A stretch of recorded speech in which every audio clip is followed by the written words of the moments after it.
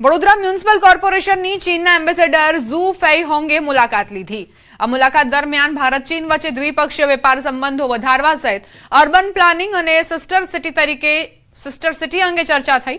મેયરે એમ્બેસેડરને નવરાત્રી ગરબામાં જોડાવા આમંત્રણ આપ્યું। આ તરફ ચીનના એમ્બેસેડરે વડોદરાની મુલાકાત લઈને ખુશી વ્યક્ત કરી અને ગુજરાત સાથેના સંબંધો વધુ મજબૂત થવાની આશા વ્યક્ત કરી।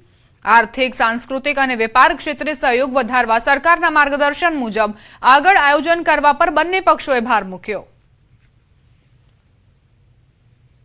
There have been very strong historical and cultural linkage between China and India.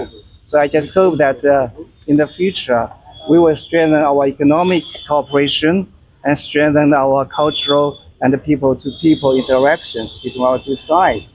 Because China and India are the most important developing countries and most important emerging economies.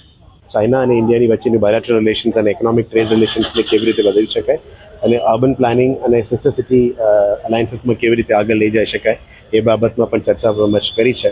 આવનારા દિવસોમાં કૈલાશ માનસરોવર વિઝિટ બાબતમાં પણ એમને આમંત્રણ આપી અને એમને અમે નવરાત્રી ગરબા વિઝિટ કરવા માટે પણ મેયર તરફથી એમને પણ આમંત્રણ આપવામાં આવ્યું છે। અમરેલીમાં 80મા સ્વાતંત્ર્ય પર્વની રાજ્યકક્ષાની ઉજવણીને લઈ તડામાર તૈયારીઓ શરૂ થઈ છે। જિલ્લા કલેક્ટર વિકલ્પ ભારદ્વાજે પ્રેસ કોન્ફરન્સમાં કાર્યક્રમની વિગતો આપી। 13 થી 16 ઓગસ્ટ સુધી અખાડા ગ્રાઉન્ડ ખાતે આધુનિક શસ્ત્રોનું પ્રદર્શન યોજાશે। 14 ઓગસ્ટે મુખ્યમંત્રી ભૂપેન્દ્ર પટેલ અમરેલી પહોંચશે।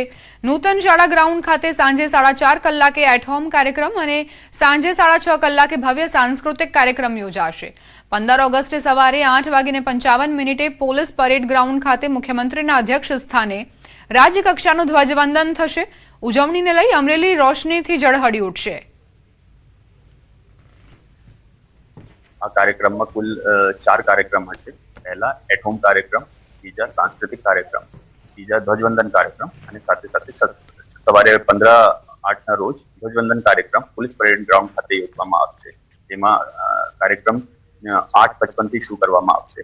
બધા નાગરિકો 30 મિનિટ પહેલા આપના સ્થાન ગ્રહણ કરી। દર વર્ષે 10 ઓગસ્ટના રોજ વિશ્વ સિંહ દિવસની ઉજવણી કરવામાં આવે છે।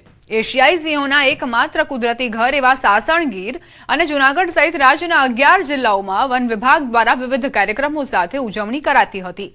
સાસણ ગીર સિંહ સદન ખાતેથી વન અધિકારીઓએ જાગૃતિ રેલીને લીલી ઝંડી આપી હતી, જેમાં વિદ્યાર્થીઓ અને સ્થાનિક લોકો જોડાયા હતા। જૂનાગઢના ભવનાથ અને ગિરનાર બોર્ડર વિસ્તારમાં પણ શાળાના બાળકોએ સિંહના માસ્ક પહેરી જાગૃતિ રેલી યોજી સિંહ સંરક્ષણનો સંદેશ આપ્યો હતો। વન વિભાગે સ્થાનિક લોકો અને યુવા પેઢીને સિંહ સંરક્ષણમાં જોડાવા તેમજ વન્ય પ્રાણીઓથી યોગ્ય અંતર જાળવી તેમના કુદરતી આવાસમાં ખલેલ ન પહોંચાડવા અપીલ કરી હતી। આપણે સિંહ સંવર્ધન માટે જે પ્રતિજ્ઞા છે એ પણ લેવામાં આવેલ હતી અને જે સ્ટુડન્ટ્સ છે એને દ્વારા સારું વક્તવ્ય આપવામાં આવ્યું હતું અને પછી છેલ્લે આપણે બધાએ સિંહ સંવર્ધનના વિષય આપણે કામગીરી કરવાની છે એ સંકલ્પ લઈને આપણે બધી આ કાર્યક્રમ જે છે આ પૂર્ણ કરવામાં આવ્યા હતા। બાળકોમાં જે સ્કિલ્સ છે તેમને બહાર લાવવા માટે વક્તૃત્વ સ્પર્ધા, ચિત્ર સ્પર્ધા, પર્યાવરણને લગતા સંદેશાઓ વગેરે જેવી સ્પર્ધાઓનું આયોજન કરવામાં આવે છે। રેલીઓમાં ખાસ કરીને જે બાળ સહજ માનસ છે કે જે યુવા અવસ્થામાં પ્રવેશે તે તો પર્યાવરણ પ્રત્યે અને વન્યજીવો પ્રત્યે તેઓનો જે એક સદભાવના અને તેમના પ્રત્યે કે જે રાખવાની થતી કાળજીઓ વિશે